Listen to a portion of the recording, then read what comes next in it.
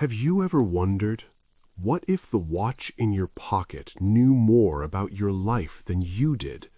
What if every ticking second was counting down to something you could not escape? What happens when time itself turns against the man who dares to measure it? Is the watch controlling John Bartine, or revealing a truth his mind cannot bear? And when the ticking finally stops, will it be time that ends, or the man? Welcome to Classic Storytime Hub. This is John Bartine's Watch by Ambrose Bierce, a reimagined classic horror tale, retold and adapted in English. Before we dive in, subscribe for your daily stories. Now, let's go. I asked him for the exact time, and the reaction was instant. He froze, then laughed too loudly, too quickly. "The exact time?" he said. "Why would anyone need that? Good God, man, it's night. That should be enough. Surely you're not planning to argue with bedtime itself." Then he stopped pacing. "If you insist," he added, forcing calm into his voice, "use mine." He unclipped his watch and pressed it into my hand.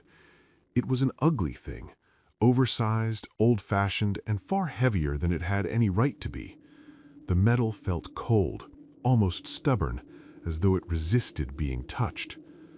The moment it left him, John Bartine turned away from me without another word. He crossed the room and stood before my bookshelf, pretending to read the titles, his back rigid, his shoulders tight. The change unsettled me. Nothing had led up to it. No argument, no tension, just a question about time. I set my watch to match his and stepped toward him. "Thank you," I said. He took the watch back, but I noticed what he tried to hide. His fingers trembled as he fastened it once more to its chain. The movement was small, but unmistakable. I decided not to comment. Instead, I drifted casually to the sideboard and poured brandy into 2 glasses, adding water as if nothing were amiss. I apologized lightly for my absent-mindedness and invited him to join me, then returned to my chair by the fire, leaving him free to accept or refuse. He accepted. A moment later, he was beside me, glass in hand, his posture relaxed, his voice steady again. The agitation was gone, as if it had never existed. And yet it had. The evening itself had been entirely ordinary. We had dined at the club, ridden home together in a cab, spoken of nothing remarkable. Everything had followed the expected, comfortable pattern of habit, which made his sudden display, this brief fracture in his composure, all the more disturbing. Why would a man like John Bartine, brilliant, controlled, endlessly articulate, interrupt the natural order of things with a flash of visible distress, apparently for no reason at all? As he spoke again, launching effortlessly into one of his polished reflections, I found myself barely listening. My attention kept drifting back to that moment, the watch, the tremor in his hands. Curiosity crept in quietly, disguising itself as concern, as it so often does.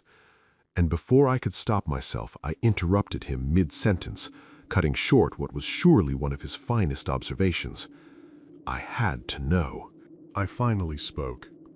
"John Bartine," I said. "Forgive me if I'm mistaken, but based on what I've seen, I can't accept that a simple question about the time should leave you unraveling.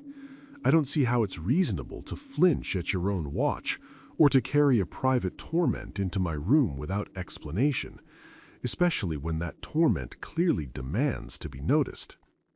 The words sounded harsher than I intended. Bartine didn't answer at once.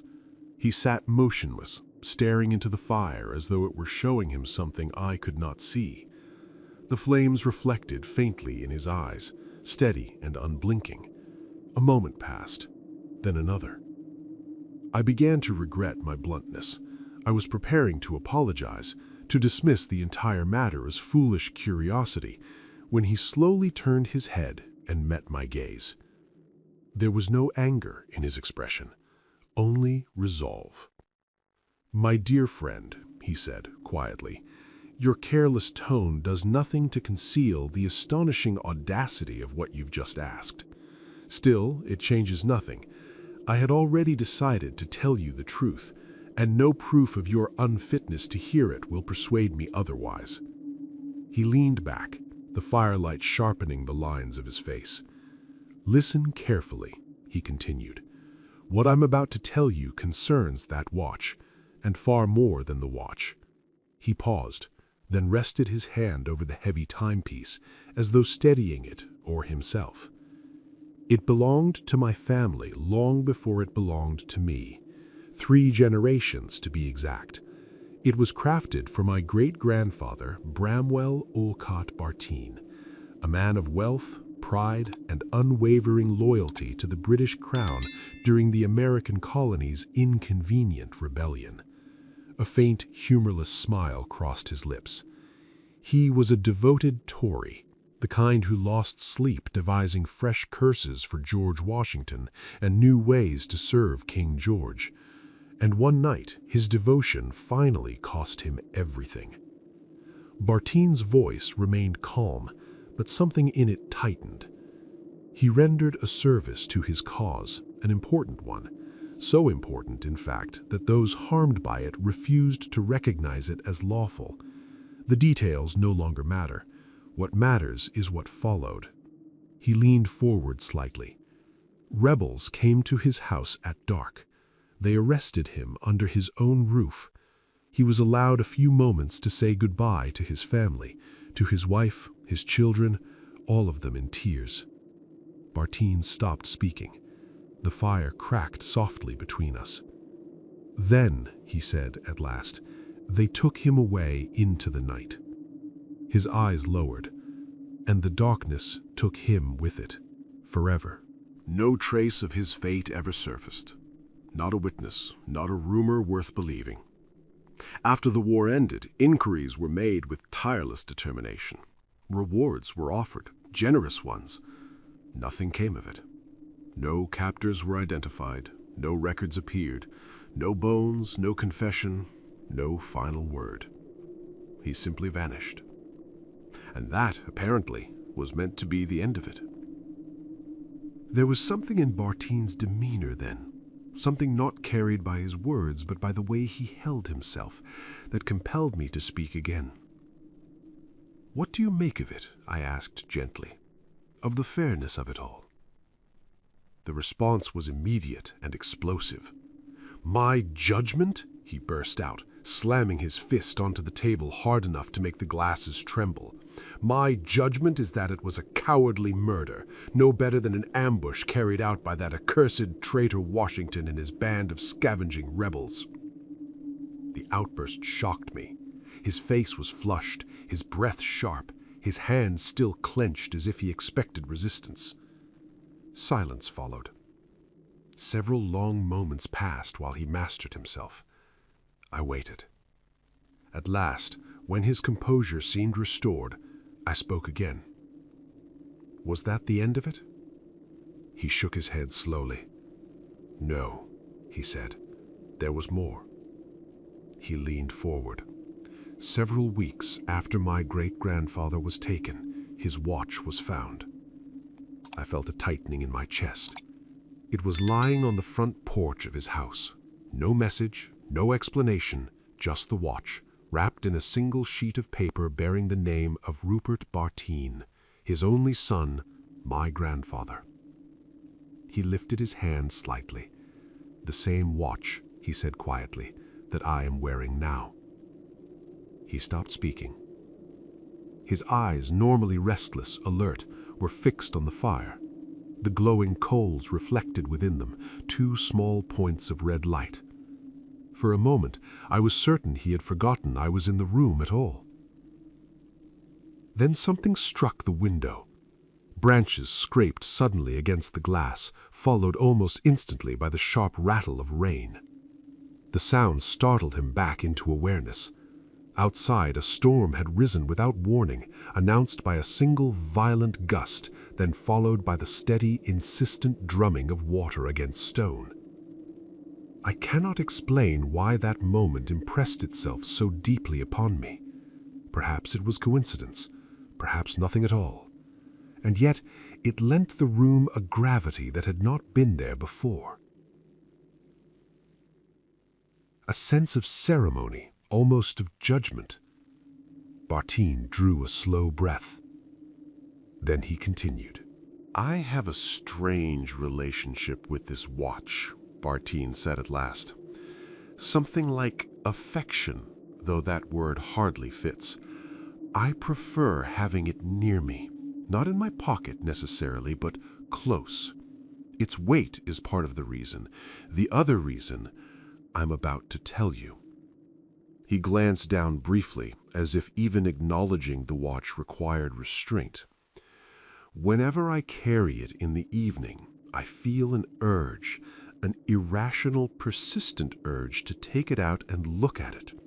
The feeling comes without cause. I don't need the time, I'm not waiting for anything, and yet the impulse insists." His voice dropped. "If I give in, if I open the case, the moment my eyes touch the dial, I'm seized by something I can't describe properly. A dread without shape, a certainty that something dreadful is about to occur." He paused, letting the fire speak for him. "And that feeling becomes unbearable the closer the watch approaches 11 o'clock. He emphasized the words carefully. 11, according to this watch, regardless of what any other clock might say. His hands tightened slightly. But once the hands pass 11, everything changes. The craving disappears, the fear evaporates. I become indifferent, utterly. After that, I can check the time as often as I please, and it affects me no more than glancing at any ordinary watch." He exhaled slowly. "So, I've trained myself. I never look at it in the evening before 11. Not for any reason. Nothing could persuade me. Tonight, your persistence unsettled that discipline." He turned to me then, his expression sharp. "I imagine it's how an addict feels when a carefully avoided temptation is suddenly encouraged, when the door to his own private hell is held open, politely." He straightened. "That is the entire story," he said. "I've told it solely for the sake of your precious curiosity and its so-called scientific interests." Then his voice hardened. "But understand this. If ever again you see me wearing this cursed watch, and you feel inclined to ask me the time," a thin smile crossed his face, "you will have the courtesy to accept the inconvenience of being knocked flat for it." His attempt at humor failed completely. I could see it clearly now. Retelling the story had unsettled him all over again. The smile he forced at the end lingered too long, stretching into something unnatural, almost corpse-like. His eyes refused to settle. They darted aimlessly around the room, never resting, as though tracking movements that weren't there. For an instant, I thought I recognized that look, the unfocused vigilance I had once seen in minds beginning to fracture. Perhaps I imagined it. But the conclusion was unavoidable. My friend was suffering from a fixation unlike any I had encountered before. A singular, fascinating obsession, narrow, intense, and deeply rooted. And without any loss of personal affection for him, I felt my concern shift quietly. He was no longer just a companion. He was a subject, a patient. Why shouldn't he be? Had he not framed his confession as a contribution to knowledge? Poor man, he was offering far more to science than he realized, not merely his story, but himself. His manner, his expressions, his very presence were evidence. If I could help him, I would, of course. But before that, just before, I saw an opportunity, a small psychological trial. Nothing cruel, nothing dangerous. Perhaps the experiment itself might even help break the grip of his fear. I spoke with deliberate warmth. "That was remarkably open of you, Bartine," I said, "and I appreciate the trust. It is strange, undeniably so. Would you mind letting me see the watch?" He hesitated only a fraction of a second. Then, without a word, he unclipped it, chain and all, and placed it in my hand. The case was solid gold, thick, heavy, built to endure generations. Its surface was engraved with intricate designs that suggested age, care, and pride of ownership. I studied the dial. The hands hovered just short of 12. Curious, I turned the watch over and opened the back. Inside was a second casing, smooth ivory, worn to a soft luster.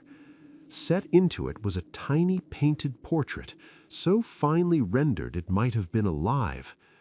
The style was unmistakable, delicate, restrained, unmistakably 18th century.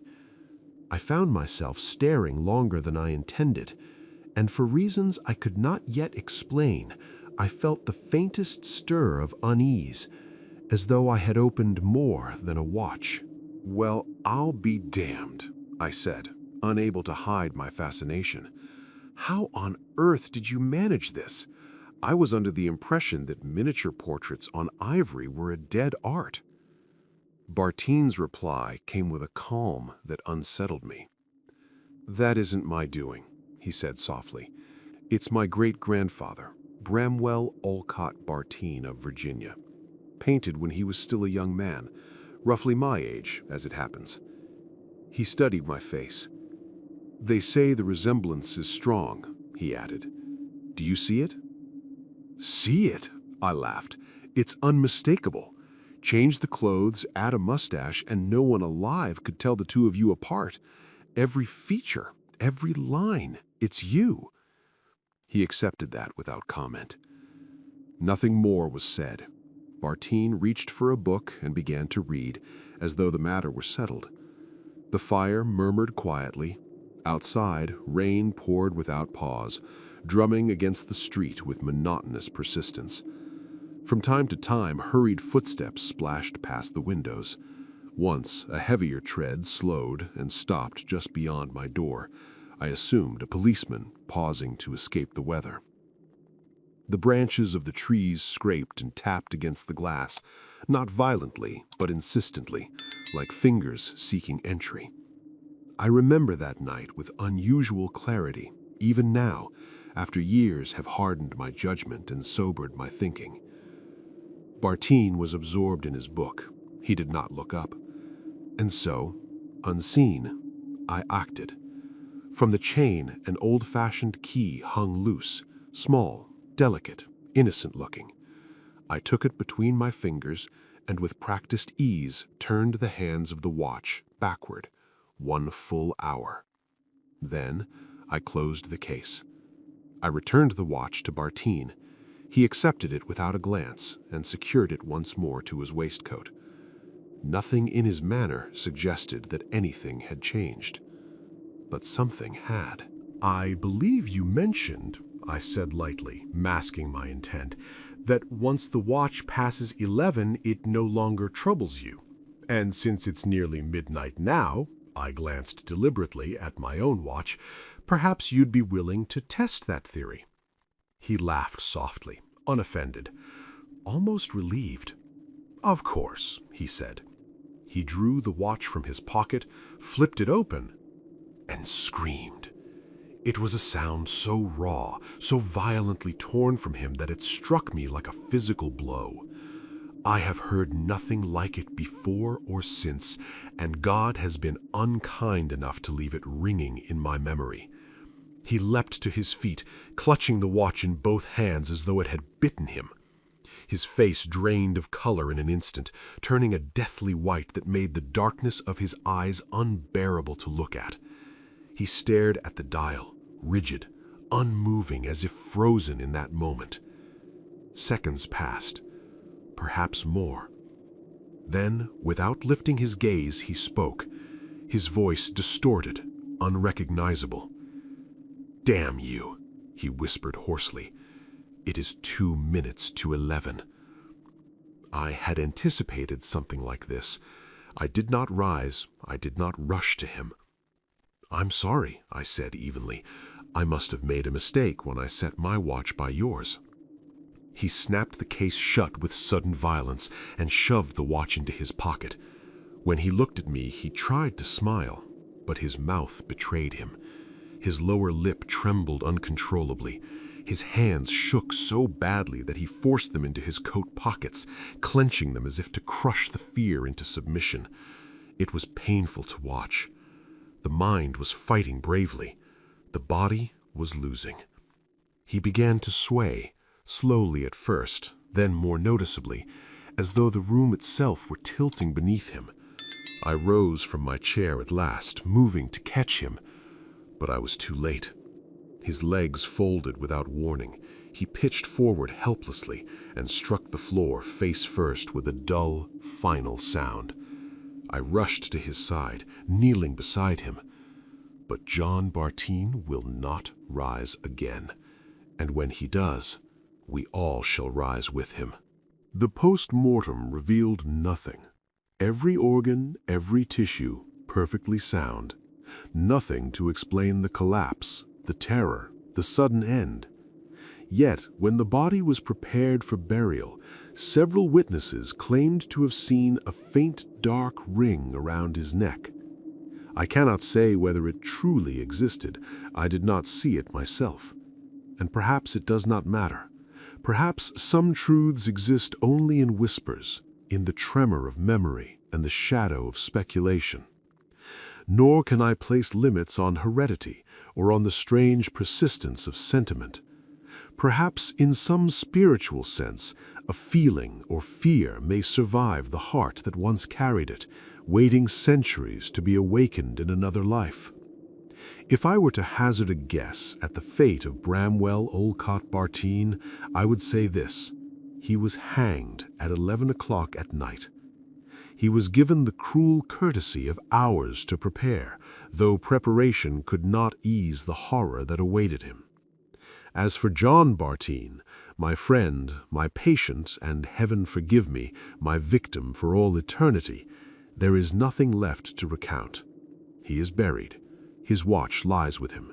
I saw to that. May God grant rest to his soul, and to the soul of his Virginian ancestor, if indeed they are not one and the same. And thus the story ended. If you liked this journey into the worlds of classic literature, do not forget to support us by subscribing so we can tell you more. And hey, if there's a classic tale you'd love to hear told in this suspenseful style, drop its name in the comments below. Your suggestion might be our next chilling adventure.